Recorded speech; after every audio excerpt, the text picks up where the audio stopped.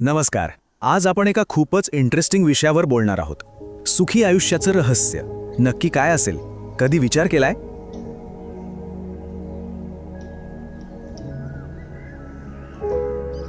आश्चर्य वाटेल, पण याचं उत्तर कदाचित एका 2300 वर्ष जुन्या पत्रात लपलेलं आहे. आज आपण तेच कालातीत ज्ञान उलगडून पाहणार आहोत. खरं तर हा प्रश्न काही आजचा नाही आहे. हजारो वर्षांपासून मानवजात याच प्रश्नाचं उत्तर शोधते.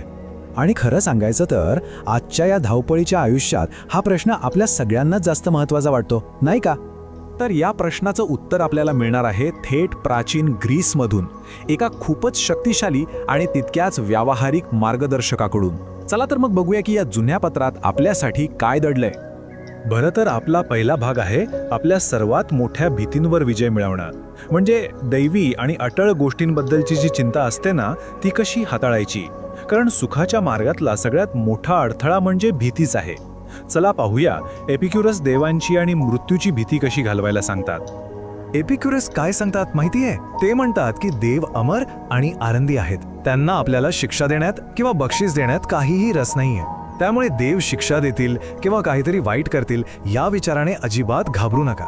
उलट त्यांच्याकडे शांततेचे आदर्श म्हणून पाहायला हवं.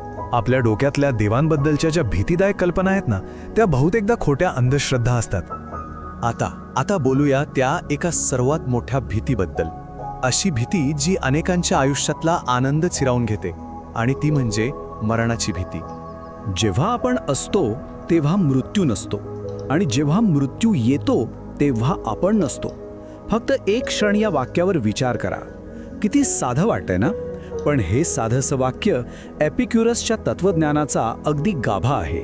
आणि याच वाक्यात मृत्यूच्या भीतीवर मात करण्याचं रहस्य लपलेलं आहे. यामागचं लॉजिक खूपच सोपं आहे बघा. पहिलं म्हणजे कोणतीही चांगली किंवा वाईट गोष्ट आपल्याला संवेदनांमुळे जाणवते, बरोबर? आणि दुसरं, मृत्यू म्हणजे काय, तर या सगळ्या संवेदनांचा शेवट. मग याचा अर्थ काय झाला? याचा अर्थ असा की मृत्यू जिवंत माणसासाठी किंवा मेलेल्या माणसासाठी काहीच नाहीये. म्हणजे त्याचा अनुभवच कोणाला येत नाही. खरी भीती मृत्यूमध्ये नाहीये, तर फक्त आणि फक्त त्याच्या विचारात आहे. ठीक आहे, तर बाहेरच्या भीतींबद्दल तर आपण बोललो. आता वळूया आपल्या आतल्या गोंधळाकडे, म्हणजेच आपल्या इच्छांकडे. आतून समाधान शोधण्याचा मार्ग काय आहे ते पाहू. आता बघा, आपल्या मनात तर कितीतरी इच्छा असतात, नाही का? पण एपिक्युरस यांनी या सगळ्या इच्छांना फक्त 3 प्रकारांमध्ये विभागलं आहे. पहिला प्रकार आहे नैसर्गिक आणि आवश्यक इच्छांचा, म्हणजे अन्न, निवारा, मनाची शांती. दुसरा आहे नैसर्गिक पण अनावश्यक, जसं की खूप महागडं जेवण किंवा मोठी घरं.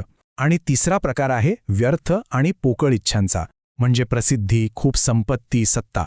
एपिक्युरस यांच्या मते खरा आनंद तेव्हाच मिळतो जेव्हा आपण फक्त पहिल्या प्रकारच्या, म्हणजे नैसर्गिक आणि आवश्यक इच्छा पूर्ण करण्यावर आपलं लक्ष ठेवतो. म्हणजेच आपलं अंतिम ध्येय काय असायला हवं? तर शरीरासाठी आरोग्य आणि मनासाठी शांती. एकदा का आपण आपल्या इच्छांना समजून घेतलं की मग आपण आपले निर्णय या साध्या पण अत्यंत शक्तिशाली ध्येयाकडे सहज वळवू शकतो. कारण शेवटी आपण जे काही करतो ते वेदना आणि भीतीपासून दूर जाण्यासाठीच तर करतो, नाही का? आता या तत्वज्ञानाबद्दल एक खूप मोठा गैरसमज आहे, तो दूर करूया. सुखाचा खरा अर्थ काय? कारण लोकांना जे वाटतं ते तसं नाहीये. पाहूया एपिक्युरसच्या मते सुख म्हणजे नेमकं काय. म्हणजे खऱ्या सुखाचा अर्थ काय? पार्ट्या, मद्यपान आणि ऐशाराम असा आहे का? कारण अनेक जण एपिक्युरियन या शब्दाचा अर्थ असाच लावतात की सतत मजामस्ती करत राहणं. पण हे पूर्णपणे चुकीचं आहे. तर मग खरं सुख आहे तरी काय? एपिक्युरस यांच्या व्याख्येनुसार खरं सुख म्हणजे शरीराला वेदना नसणं, ज्याला ते अपोनिया म्हणतात, आणि मनात कोणताही त्रास किंवा चिंता नसणं, म्हणजे अटॅरॅक्सिया. सोप्या भाषेत सांगायचं तर सुख म्हणजे काहीतरी मिळवणं नाही, तर शरीरातील वेदना आणि मनातील चिंता काढून टाकणं. आणि मग जी शांत, स्थिर अवस्था मिळते ना, तेच खरं सुख आहे. ही कल्पना खूपच इंटरेस्टिंग आहे. बघा, कमी म्हणजे जास्त. म्हणजे काय? तर ज्या व्यक्तीला कमीत कमी गोष्टींची गरज असते तोच खरं तर प्रत्येक गोष्टीचा जास्त आनंद घेऊ शकतो. भुकेल्या माणसाला साधं जेवणही किती आनंद देतं, नाही का? याउलट सतत जास्त गोष्टींच्या मागे धावणाऱ्याला नेहमी कमी पडण्याची भीती वाटते. म्हणून जे आहे त्यात समाधान मानण्यातच खरी श्रीमंती आहे. आत्मनिर्भरता आणि साधेपणातच खरंच स्वातंत्र्य आणि खरा आनंद दडलेला आहे. ठीक आहे, पण ही मनस्थिती मिळवायची कशी? या सगळ्याचा पाया काय आहे? तर ती आहे सुखाची गुरुकिल्ली, समजदारी. चला याबद्दलच आता बोलूया. एपिक्युरस यांच्या मते समजदारी किंवा ज्ञान ही सर्वात मोठी देणगी आहे. इतकी मोठी की ती स्वतः तत्त्वज्ञानापेक्षाही श्रेष्ठ आहे. कारण त्यांच्यासाठी समजदारी ही केवळ एक पुस्तकी संकल्पना नाही, तर ते एक प्रॅक्टिकल स्किल आहे, एक कौशल्य आहे. आणि याच कौशल्यातून बाकीचे सगळे सद्गुण आणि खरं सुख जन्माला येतं. तर ही समजदारी आपल्याला नक्की काय शिकवते? ती शिकवते की आनंदी आयुष्य जगण्यासाठी समजदारी, सन्मान आणि न्याय या गोष्टी आवश्यक आहेत. आणि एक समजूतदार आयुष्य हे नेहमीच सुखद असतं. म्हणजे सद्गुण आणि सुख यांना वेगळं करताच येत नाही. एक इंटरेस्टिंग गोष्ट म्हणजे मूर्खपणाने मिळालेल्या चांगल्या नशिबापेक्षा समजदारीने आलेलं दुर्दैवसुद्धा चांगलं. कारण शेवटी आपल्या कर्मांसाठी, आपल्या निर्णयांसाठी आपल्यालाच जबाबदार धरलं जातं, नशिबाला नाही. थोडक्यात सांगायचं तर समजदारी हेच एका चांगल्या आयुष्याचं इंजिन आहे.